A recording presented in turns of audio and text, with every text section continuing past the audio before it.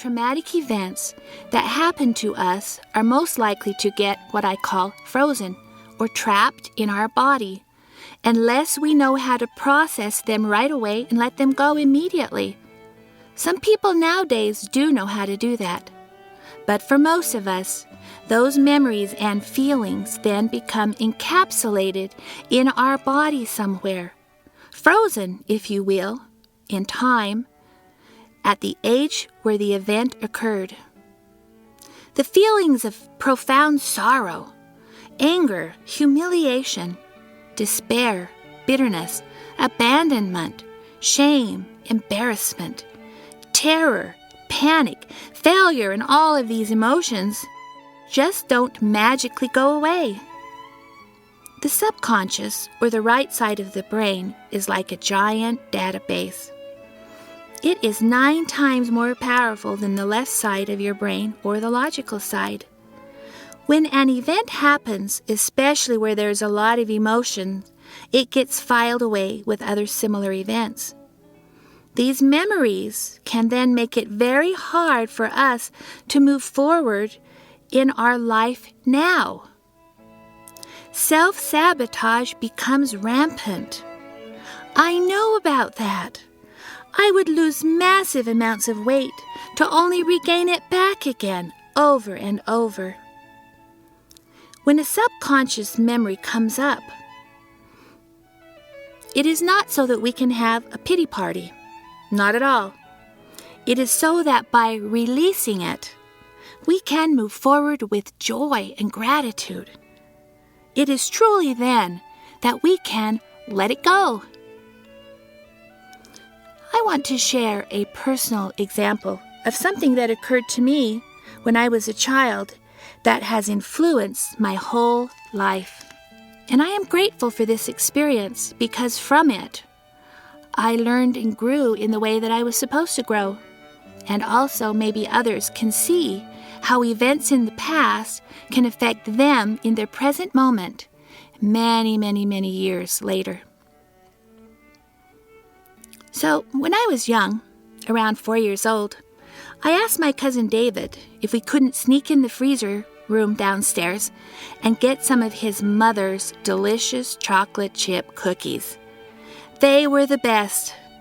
I have Aunt Jean's recipe today, some 53 years later, but mine don't taste like hers did. It must have been the love she put in them.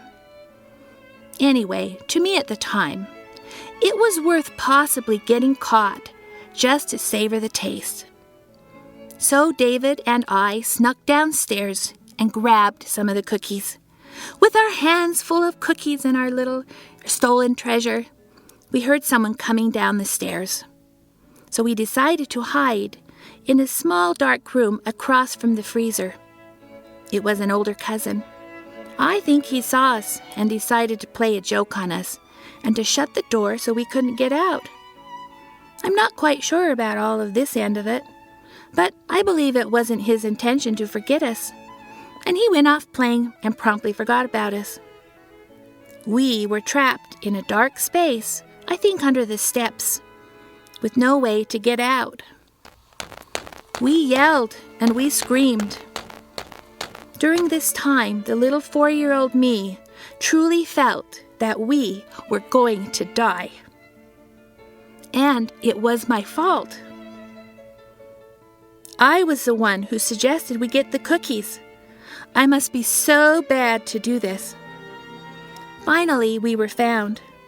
I was so happy and relieved. Everyone was grateful, and all was well, right? Wrong. Not by a long shot. But I didn't know back then. I went about my normal life. But that event was the key seed for every major block in my life. Oh, I forgot to tell you that I also had an underlying feeling that I must be bad. It was part of my weight going up and down, and part of my frozen heart, and part of many other challenges that I had. The thought, I am going to cause us to die, I am so bad, got lodged in my heart 3 separate times in what is called an addictive heart energy.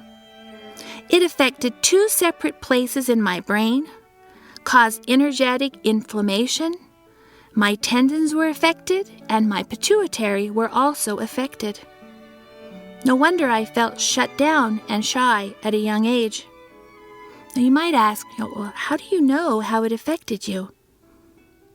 The premise behind many new systems of healing is that your body has an innate intelligence. By asking questions and using kinesiology or muscle testing, you can get answers from your body. A computer program that Dr. Nelson designed helps a person like me be able to get the exact ways the body responded to any given trauma. After a person finds all of the ways the situation affected the body, it can gratefully be released, and the body can get back to a state of homeostasis or balance. A person then can truly let go.